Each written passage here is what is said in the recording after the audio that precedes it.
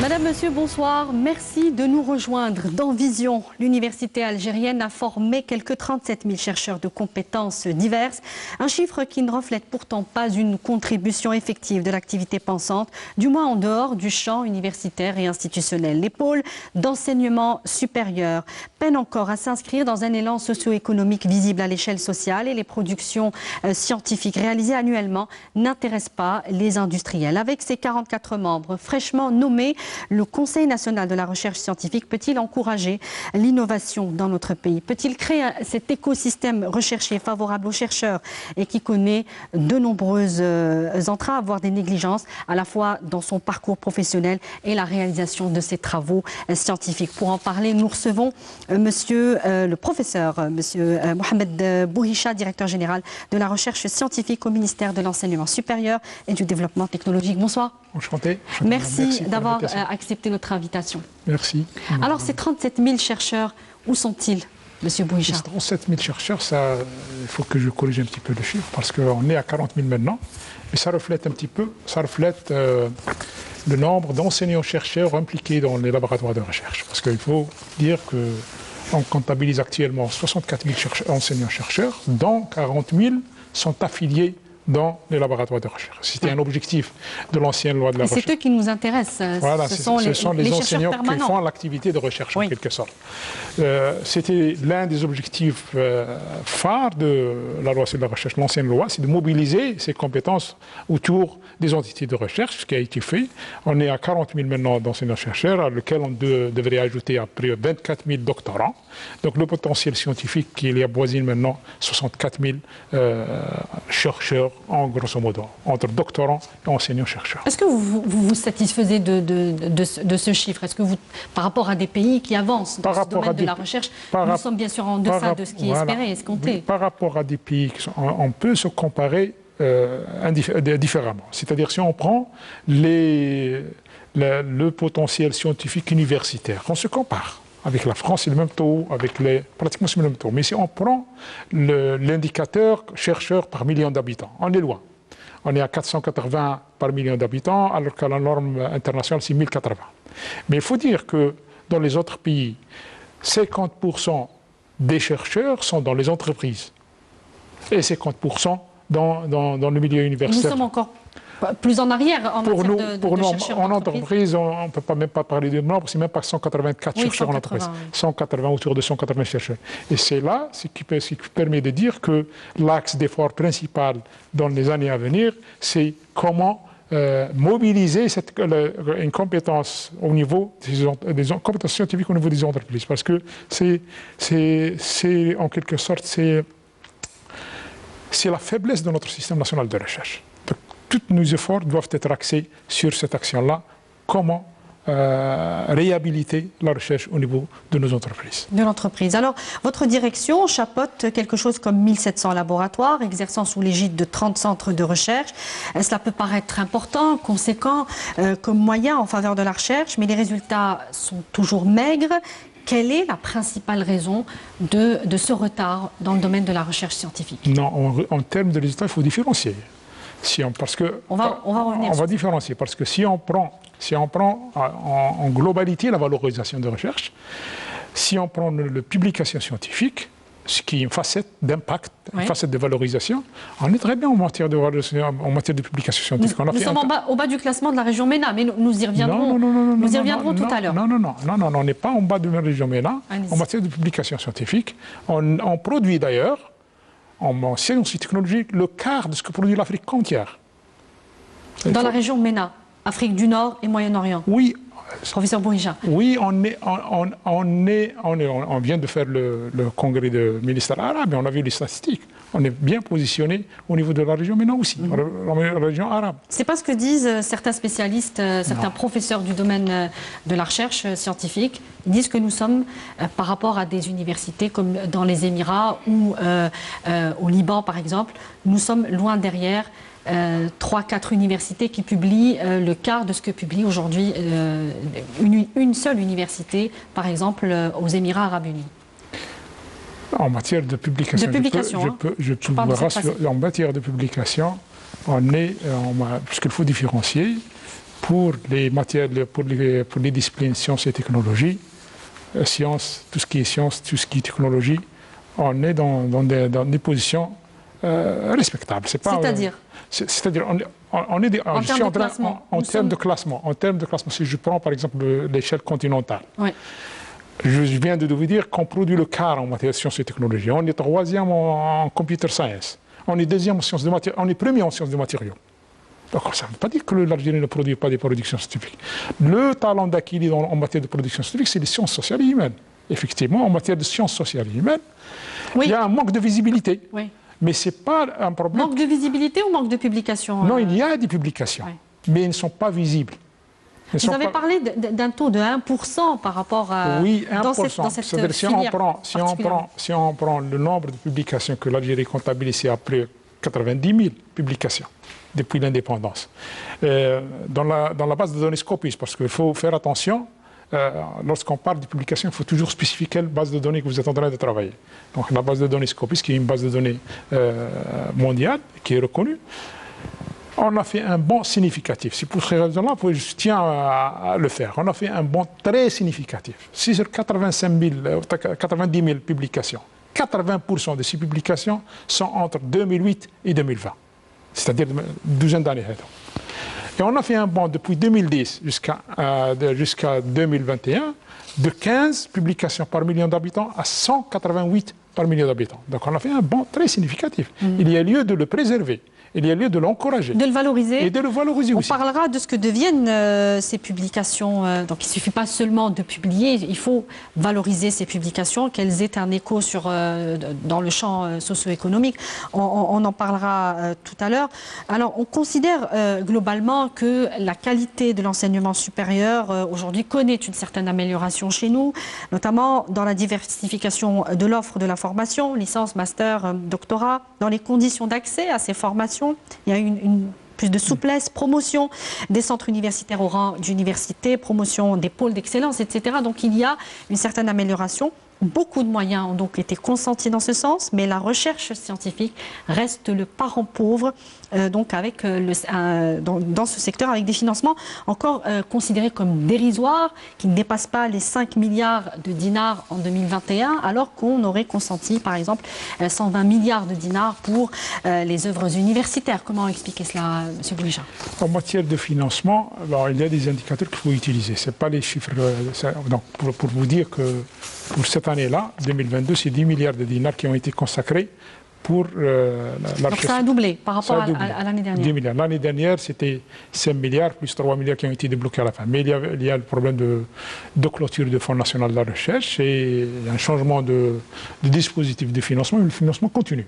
Seulement, il y a des mécanismes de financement qu'on doit en quelque sorte mettre en œuvre, conformément à la loi des finances. La loi des lois de finances, ce qu'on appelle la LOLF, qui a changé le principe de budgétisation en budgétisation en fonction du résultat. En fonction du résultat et par objectif. Alors est-ce que ça ne conditionne pas un petit peu le résultat, justement, puisque la recherche a besoin de moyens pour obtenir des résultats? Enfin, c'est un peu... Non, le financement de la recherche sera fait moyennant des contrats-programmes. Vous venez, vous présentez vos objectifs, ce que vous voulez faire, les résultats escomptés, et on vous finance. Il n'y a aucun problème. Sur la disponibilité, on vous finance. Mais en quelque sorte, c'est une rigueur budgétaire que tout le monde est en train de suivre par le monde. Une rigueur budgétaire où le citoyen a droit de savoir où il est dépensé les dinars du contribuable, parce que c'est de l'argent de contribuable. C'est un investissement. C'est un investissement. Sur le long terme, c'est un investissement. Mais il faut conditionner ça. Il y a certains secteurs à l'étranger qui ne connaissent pas de rigueur. Bien sûr, nous ne pouvons pas peut-être faire des comparatifs aussi simples, mais la recherche scientifique avait déjà besoin de beaucoup plus de moyens. Aujourd'hui, vous nous parlez de rigueur. Non, rigueur en matière... Rigueur, ce n'est pas uniquement pour l'enseignement supérieur, c'est pour les finances publiques, de toute manière générale. C'est une rigueur budgétaire, tout le monde l'applique. Il y a un contrôle a posteriori qui est fait partout par le monde où vous voyez. Il y a une rigueur qui est instaurée. Ça ne veut pas dire qu'il y aura des obstacles. Le financement sera là, mais uniquement il sera quantifié par des indicateurs. C'est tout. Les indicateurs pourraient être des brevets, ils pourraient être des publications, ils pourraient être des prototypes, ils pourraient être ce que la recherche va produire. Donc c'est une façon d'encourager la recherche selon vous? Voilà, mais pour revenir à votre question, en matière de financement, on est à 0,54% de PIB. 0,54% qui inclut les salaires. En incluant les salaires. Ça veut dire quoi concrètement pour les téléspectateurs? Concrètement, parce que c'est pour ces raisons-là je vous dis au début qu'on devrait utiliser des indicateurs universels. L'un des indicateurs universels de financement, c'est le financement par rapport au PIB. Donc, pour nous, c'est 0,54. Lorsqu'on prend ce 0,54, c'est vrai, il est loin de ce qui est consacré par le monde, 2%, 3%, 2% dans l'Union européenne, aux États-Unis, 4% au niveau de la Corée du Sud, etc. Mais il ne faut pas occulter le fait. Il y a un deuxième indicateur. C'est que lorsqu'on prend le financement public par rapport au PIB, l'Algérie se classe dans de très bonnes positions. Loin avant l'Italie, avant pas mal de pays européens. C'est-à-dire que... Qui finance la recherche dans ces pays? C'est les justement entreprises. Le nœud gordien de ce sujet. C'est les entreprises. C'est les entreprises parce que les entreprises dans ces pays financent à concurrence de 60% de la recherche. Et là, je reviens à la question principale, à ma réponse principale, c'est que l'axe d'effort principal maintenant, si on veut faire quelque chose pour un petit peu avoir l'impact de la recherche, c'est de relancer la recherche au niveau des entreprises. Alors, moins de 200 chercheurs en entreprise, c'est très faible, vous l'avez dit, alors que nous parlons de ces passerelles créées depuis, entre les deux secteurs socio-économiques et universitaires depuis au moins une décennie. Est-ce qu'elles existent réellement, ces passerelles, ou est-ce qu'elles sont théoriques? On est en train de constater ces dernières années une nette amélioration, notamment en ce qui concerne le secteur public avec le GACU. Le GACU qui est le groupement algérien des universités pour l'industrie. C'est à travers la collaboration du GACU qu'on a pu valoriser pas mal de produits. C'est-à-dire parce que à travers le GACU, on crée des groupes interdisciplinaires, multisectoriels. Scientifiques et socio-économiques. Ils vous ramènent des entreprises, vous ramenez des produits. Pour vous citer, en 2019, on a réussi à valoriser uniquement un produit. En 2020, on a pu valoriser plus de 5 produits. Donc c'est un démarrage. Mais aussi, on est en train de voir aussi une... 5 produits dans quel domaine socio-économique? Dans plusieurs domaines, notamment avec la pandémie de Covid. Un dispositif pour l'ozonation, c'est un milieu de désinfection des locaux, un dispositif pour tout ce qui est... sont liés à une grue en nacelle, si je me rappelle aussi bien, il y avait des dispositifs aussi construits autour, je ne me rappelle pas le gros lot, mais ça concerne l'industrie mécanique, les produits en quelque sorte médico-pharmaceutiques. Ça concerne ces deux groupements. Très bien. Alors, vous parlez justement du financement recherché dans l'entreprise. Il y a eu des efforts, des mesures incitatives, des abattements fiscaux, des aides, des contributions directes pour que la recherche, pour que l'entreprise s'implique dans cet effort national de la recherche scientifique. Pourquoi ça ne marche pas avec l'entreprise? Pour être honnête avec vous, il faut inculquer la culture de R&D au niveau de nos entreprises. Parce que nos entreprises, à ma connaissance, ils n'ont pas compris l'essence ou la pertinence ou l'importance de la R&D. Pourquoi? Parce qu'on a un marché qui est un petit peu protégé, etc. Mais dans des autres pays, si vous n'innovez pas, vous allez disparaître. Alors comment les contraindre, ces entreprises, à s'impliquer davantage? C'est pour ces raisons-là que si on voit les entreprises qui sont installées ici, la plupart du R&D, elle est faite par les entreprises étrangères installées en Algérie. Il faut le dire. Donc c'est aux entreprises algériennes de s'impliquer dans la R&D. Est-ce que le contexte aussi pandémique qui a affaibli les finances, la santé financière de beaucoup d'entreprises? C'est un phénomène de déstructuration aussi. Il ne faut pas oublier que dans les années 80, on avait des départements de R&D au niveau de chaque entreprise publique. Et ces départements R&D nous ont permis de produire des produits made en Algérie. Ouais. On fabriquait à l'époque notre propre circuit intégré. Et ça a disparu aujourd'hui. Ça a disparu avec la suite à la circulation des entreprises. Ouais. Donc il faut réhabiliter. C'est pour ces raisons-là. Donc la culture, elle existe, la graine, elle est là. Mais il faut la réhabiliter. La réhabiliter, comment? Il y a des mécanismes. Il y a des mécanismes pour créer ces passerelles, comme vous venez de le dire.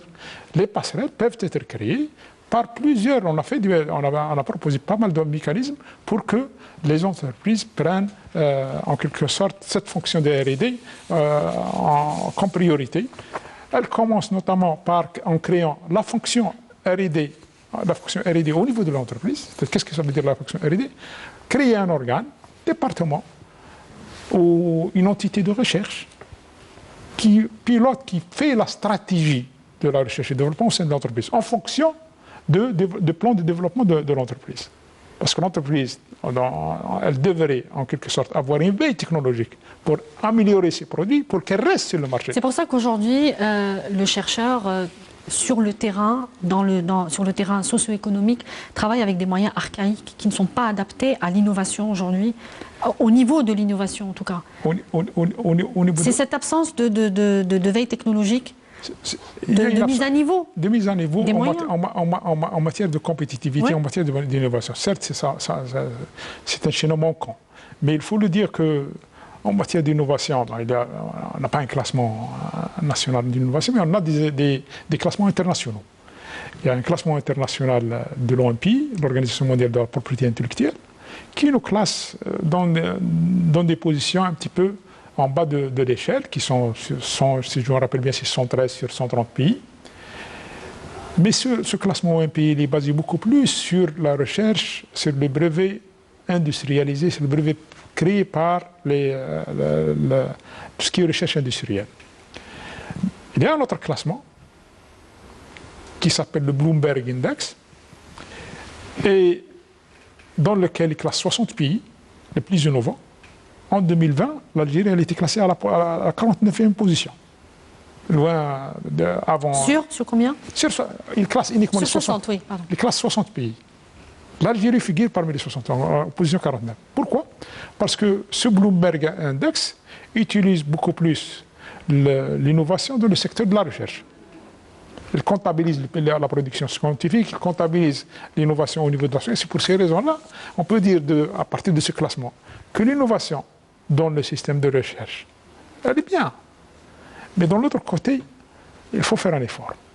C'est pour ces raisons-là qu'il faut mettre en urgence ces passerelles pour un petit peu créer cette valeur ajoutée. Ouais. Parce qu'il faut le dire que la valorisation et le transfert technologique des résultats de la recherche représente le résultat définitif, optimal, sur lequel la politique publique de la recherche scientifique doit être modulée. Et c'est un peu l'idée, c'est un peu le principe aujourd'hui avec le programme national. On va revenir là-dessus.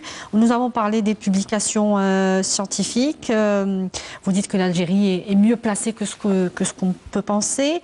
Mais lorsque les productions scientifiques sont brevetées, où est-ce qu'elles atterrissent? Est-ce qu'elles sont valorisées justement? Est-ce qu'elles sont réutilisées au niveau industriel? Pas tellement. Nous disent encore une fois des experts. Oui. Non, en matière de brevets, comme je viens de le dire, c'est un point faible de notre système. On est en train de faire des efforts là-dessus, moyennant la création d'incubateurs au niveau des entités universitaires et des entités de recherche.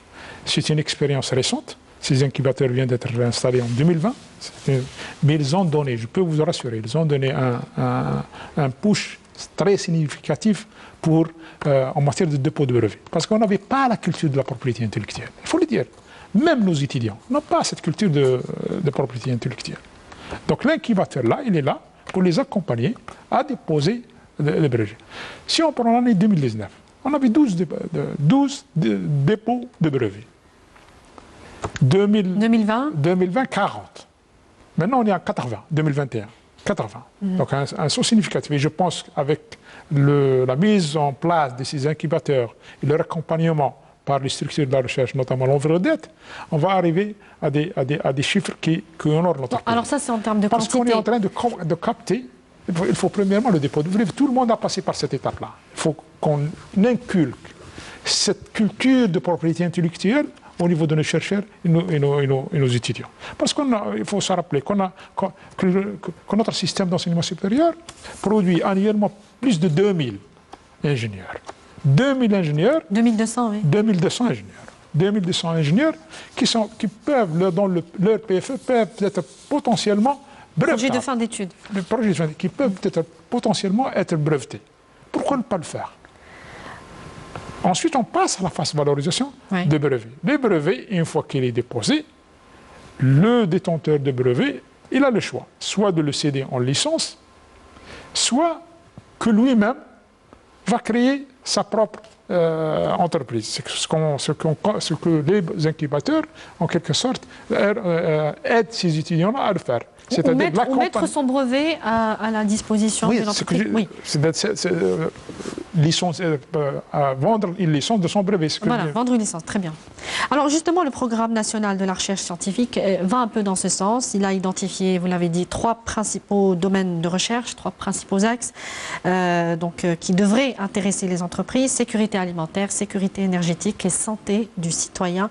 403 projets ont été présélectionnés, 150 seront in fine sélectionnés en mars prochain sur la base de leur impact socio-économique. Ouais. Si vous pouviez nous dire concrètement et rapidement, parce que le temps qui nous est imparti commence à se terminer déjà, oui, ça passe très vite, si vous pouviez nous dire quel type de projet on pourrait se retrouver à la fin donc, de cette sélection. Qu'est-ce qui nous intéresse concrètement, M. Bouhicha? Brièvement et concrètement. Oui, voilà. Ces projets PNR, c'est des projets de recherche et développement. C'est des projets de recherche appliquée. Ils sont comme pertinence, comme objectif de résoudre un problème posé. D'accord? Oui. Les équipes qui les mènent sont constituées à 50% de chercheurs, 50% de littérateurs. Donc l'implication, elle est directement, les résultats seront directement transférés à la partie. C'est pour ces raisons-là qu'on est un petit peu confiant que les résultats de ces projets nationaux de recherche auront et retombé. Dans quel domaine particulièrement? On a 3 domaines. Oui, je vous ai donné les domaines, mais ce sont des domaines larges. Bien Santé sûr. du citoyen, par exemple. J'aimerais poser cette question qui me semble importante, puisqu'il n'existe pas chez nous de protocole qui permettent les essais cliniques, par exemple, puisqu'on parle de la santé du citoyen, et donc la recherche en sciences médicales et pharmaceutiques, ce qui peut paraître insensé au moment où l'on connaît une course, on a connu, en tout cas maintenant elle est terminée, une course effrénée pour la production du vaccin anti-Covid. Est-ce qu'on ne peut pas lever ces obstacles aujourd'hui à travers une révision de la loi et aller vers des résultats concrets, notamment ce qu'on a, notre département d'enseignement supérieur scolaire, parce qu'elle a demandé depuis des années, mais ça ne relève pas de nous, parce qu'en matière d'essais cliniques, ça relève d'autres départements. Mais je sais qu'il y a des efforts qui sont en train d'être menés, notamment avec l'avènement de l'ANPP, l'Agence nationale de produits pharmaceutiques. Ils sont en train de faire le nécessaire pour, premièrement, l'homologation des dispositifs médicaux, qu'on avait beaucoup de problèmes. Nos chercheurs mettent en place des dispositifs médicaux et peinent à les homologuer et les certifier. Maintenant, on a l'agence et même le protocole en matière d'essais cliniques qui est en train d'être mis à ma connaissance par les 2 départements de l'industrie pharmaceutique et de la santé. Alors vraiment un mot pour terminer, en moins d'1 minute, sur le Conseil national de la recherche scientifique. Qu'est-ce qu'il peut apporter aujourd'hui? Qu'est-ce qu'il peut lever comme obstacle? Très rapidement, on terminera là-dessus. Le Conseil scientifique national de la recherche, il coiffe le dispositif institutionnel de la recherche. Il est au sommet des dispositifs. C'est lui qui donne la politique générale en matière de recherche? C'est lui qui donne des avis et des recommandations sur la politique. Il évalue la politique et ses retombées. Très bien. Monsieur Bouhicha, professeur Mohamed Bouhicha, je rappelle que vous êtes directeur général de la recherche scientifique au ministère de l'Enseignement supérieur et du développement technologique. Merci d'avoir répondu à nos questions. Merci. Merci à vous de nous avoir suivis. Je vous donne rendez-vous très bientôt. Je vous souhaite une très belle suite des programmes sur notre chaîne. Merci.